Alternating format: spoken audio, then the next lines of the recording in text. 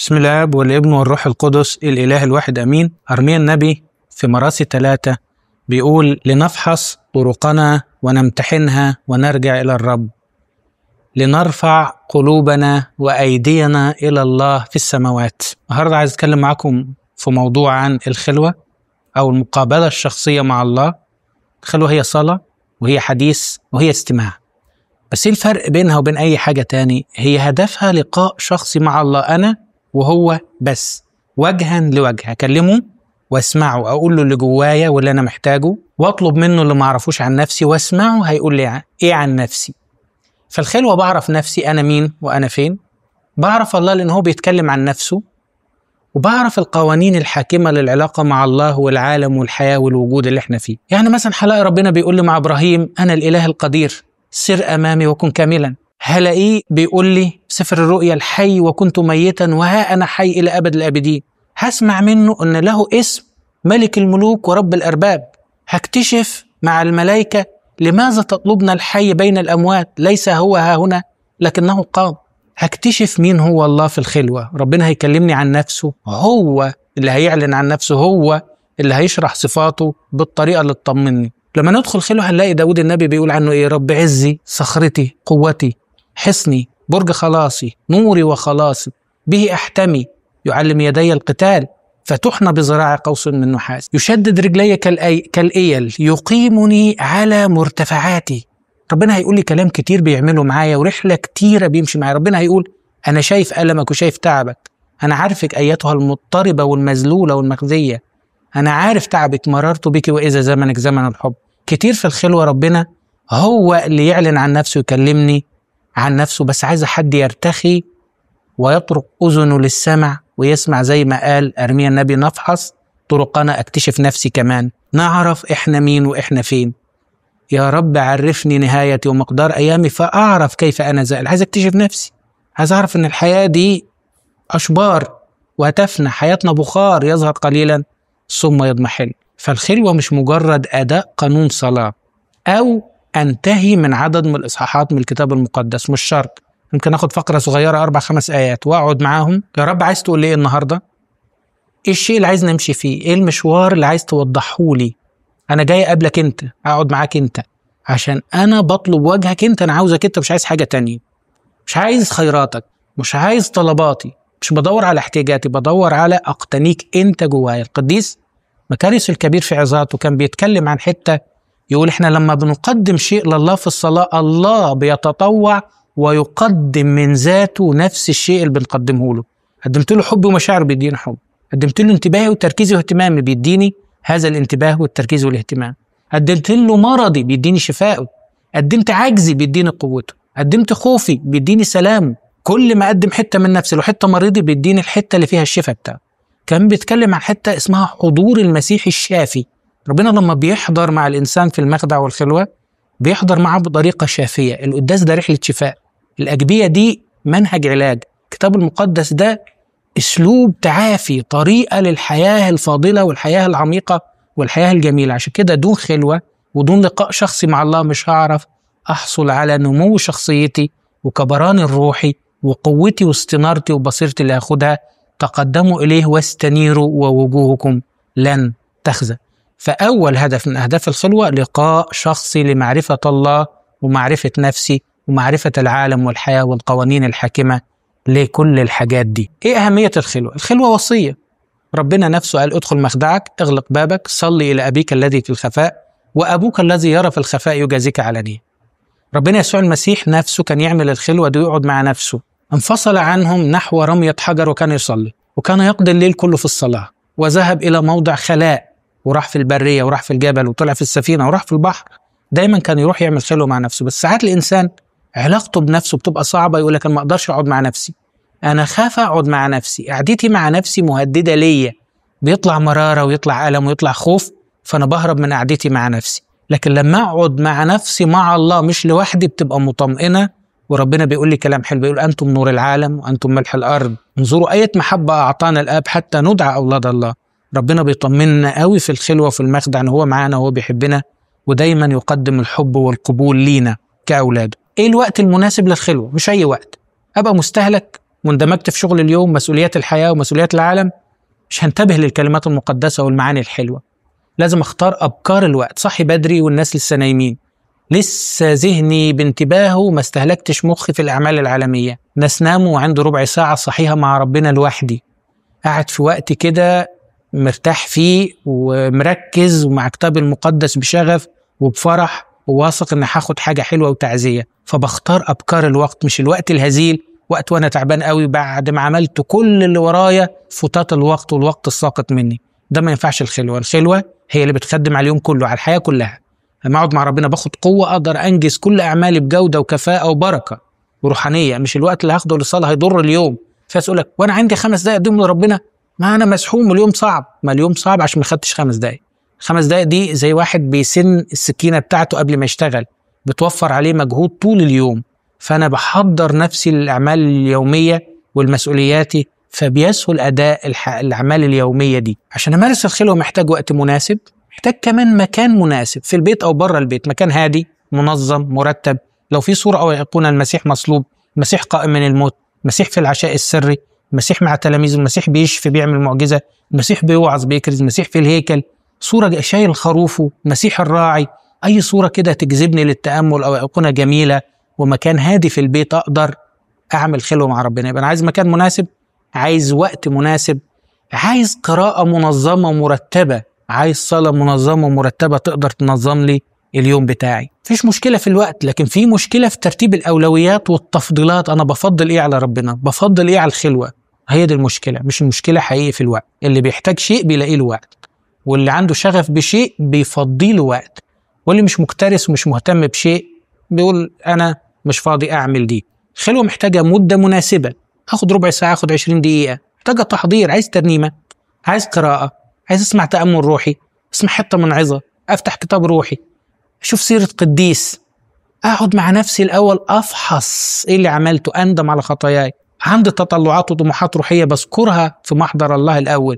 فلما أجي أدخل على الصلاة عملت إخلاء لذهني، فضيت نفسي، انتبهت، حضرت نفسي للخلوة وحضرت نفسي هقول إيه لربنا، وهقعد أستلهم منه وأسمع منه هو عايز يقول لي إيه النهاردة، وإيه الرسالة اللي بيبنيها فيا، وإيه التغيير اللي بيحدثه في نفسي. ملاحظة جميلة، لما بثبت المكان وثبت الميعاد وحافظ عليهم والتزم بيهم، ده بيحافظ على علاقتي بالله، بيحافظ على نموي، بيحافظ على خلوتي. لما ما اطلعش قبل الميعاد المحدد، اقول انا ليه ربع ساعة، اطلع بعد 10 دقائق، بعد 12 دقيقة، كده بتبتدي الخلوة بتاعتي تتضرب. فلو انتظمت في الميعاد والمكان والوقت والأولويات اترتبت، هقدر يحصل لي نمو روحي.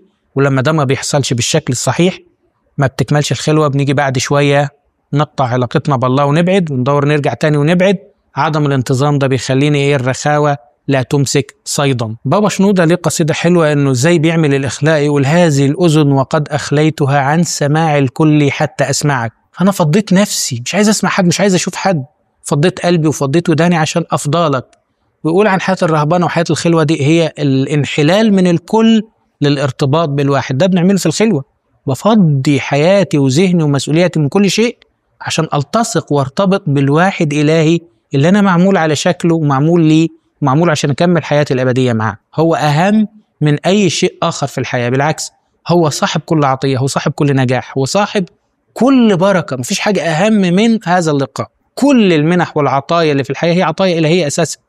مفيش حاجة وحدها منفصلة عن الله، مفيش حاجة أعرف أخدها بمعزل بعيدا عن الله. هو اللي بيديني كل شيء. فأنا لما أبعد عن مصدر البركة واحصل على الأشياء تبقى موجودة بس من غير بركة، موجودة من غير طعم، ملهاش نكهة ولا ليها ريحة مقدسة في حياتي. الكتاب المقدس عنصر أساسي هو صوت الله وكلمة الله وأنفاس الله وموحى بيه بالروح القدس. ربنا بيكلمني كشخص لوحدي، مش بيكلم تعليم عام للكون والعالم، لا، كل شخص فرد وحده بيكلمه وحده بالآيات. لو 2 سمعوا نفس الآية، كل واحد الآية دي ربنا صوتها جواه مختلف عن صوت نفس الآية. حتى في قراءات الإنجيل، حتى في العظة في القداس، كل الحضور السامعين كل واحد بتصل رسالة تخص حياته وموقف في حياته. بس الشاطر اللي يعرف يستكشف حياته الماضية وتطلعاته القادمة على ضوء آيات الكتاب المقدس.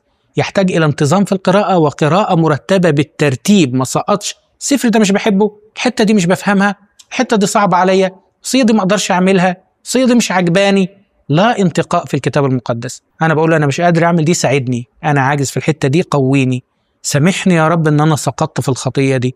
في الخلوة دي بحصل على استنارة، تحذيرات، اوعى، احذر، خد بالك، خطية عند الباب رابضة، إليك اشتياقها، بس أنت قوي تسود عليها، تقدر، أنا أديك القوة لو أنت رخيت نفسك معايا واستسلمت، ديني نفسك وأنا هكون معاك. فأنا بحصل على تحذير، بحصل على إرشاد، ربنا بيرشدني وعلمك الطريقة التي تسلك فيها، هرشدك، هتمشي في سكة يقال لها الطريق المقدسة، كل من سلك فيها حتى الجهال لا يضل، همشي معاك، لو انت تايه ومش عارف السكة هوصلك، ما تخافش. فربنا بيلهمني وبيرشدني في الخلوة، بياخد بإيدي وبيمسكني، هجعلك عهدا للشعوب، نورا للأمم، هخليك نور للعالم. خد بالك، النور مش بيتحط تحت مكيال، بيتحط على المنارة عشان ينظر الداخلون النور، الناس اللي في البيت عشان يشوفوا النور لازم بحط النور في حتة عالية، مش هغطيه بمكيال، ده نور. خد بالك، خلي عينك بسيطة وجسدك بسيط، ما يبقاش فيك حتة مظلمة، يكون نيرا كله ليس فيه جزء مظلم.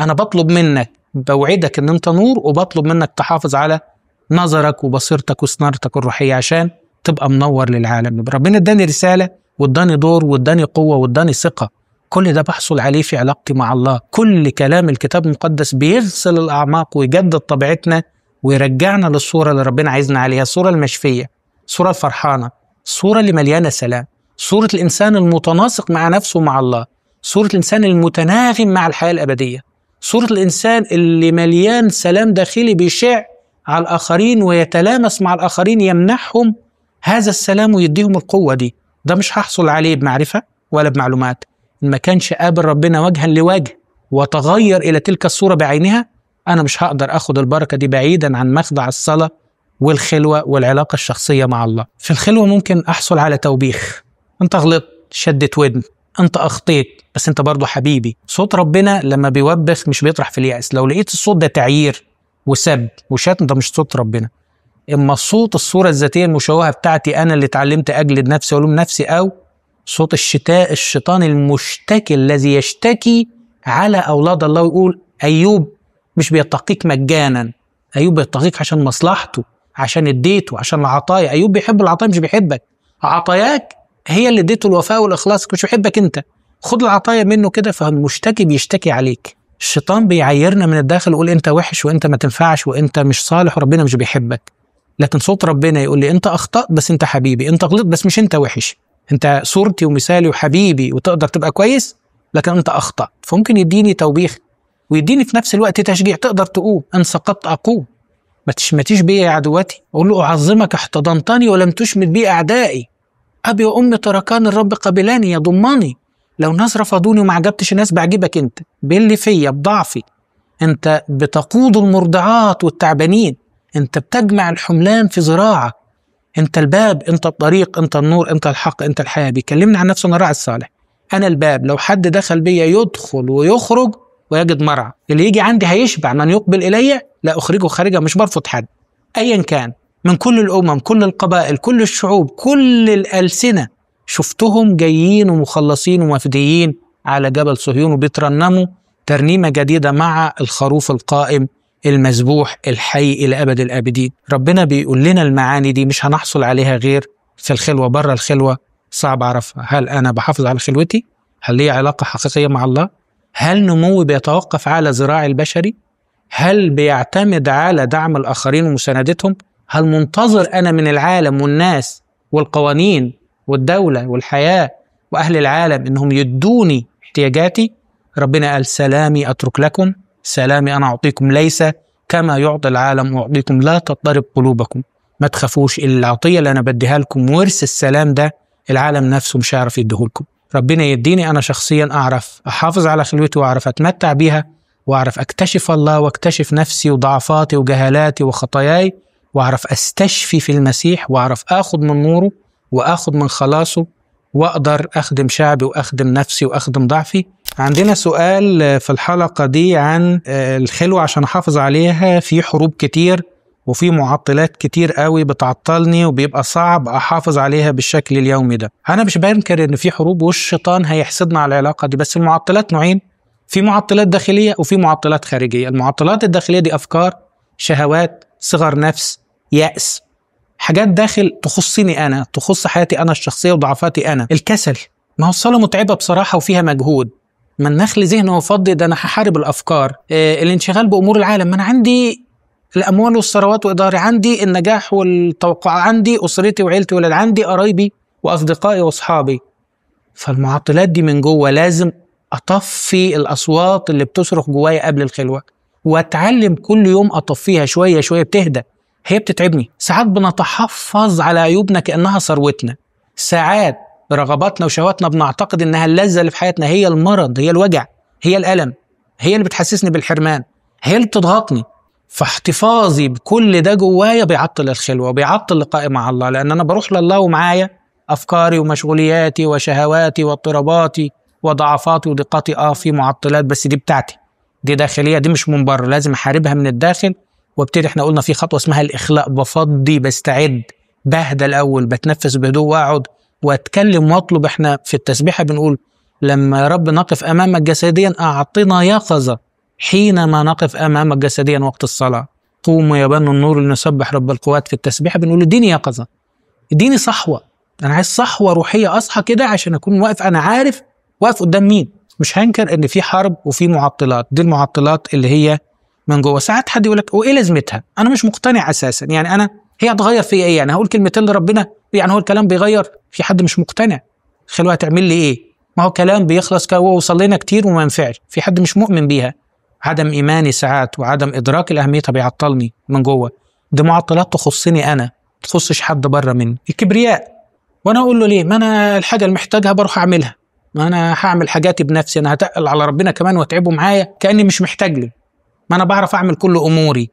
ساعات الكبرياء يخليني ما اروحش الله وما اسرعش للجوء والصراخ اليه. لما تبقى فرض ممل وبمارسها بشكل كده روتيني وتبقى ما فيهاش تفاعل داخلي، وابقى مش صاحي وعارف انا واقف قدام مين، هتتعطل، لان انا اتعودت اعملها بشكل روتيني وشكل ممل شويه. في معطلات خارجيه بقى، شكوك الشيطان، الحرب، الآخرين لما يضغطوا علي ويشتتوني ويطلبوني ويحطوا علي أثقال، يطلبوني كل وقت وكل حين ويقطعوني ومحدش يسيبني أكمل خلوتي بسلام. ده موجود، بس خليني أقدر أرجع تاني وأحتفظ بيها وأعمل لها وقت وأعمل لها مكان وأبعد عن المشتتات الخارجية دي. برضه مش هنكر إن في ضغوط في الحياة مش بتاعتي، مش أنا اللي عاملها. في ضغوط في الحياة، لكن جوه الخلوة الضغط ده يبقى مادة للخلوة. يا رب أنا بعاني من كذا، يا رب بطرح قدامك المشكلة الفلانية، يا رب عندي احتياج للأمر. خلي الضغوط مادة صلاة، خلي حتى الناس اللي بتضايقني هم بصلي لأجلهم وبصلي لهم يتحسنوا يبقوا كويسين، بصلي لهم إن أنا ما بقاش مؤذي ليهم وأقدر أساعدهم وأقدر أقبلهم. خلي كل الضغوط اللي بره تبقى مادة صلاة وأخدها وأدخل بيها المخدع، بس أميز إيه اللي جوايا أشتغل على نفسي فيه، واللي أكتر مني مش هقدر أغيره أخليه مادة صلاة في الحالتين، ويبقى هو سبب أيضا للخلوة. لإلهنا كل مجد وكرامة في كنيسته من الآن وإلى الأبد، آمين.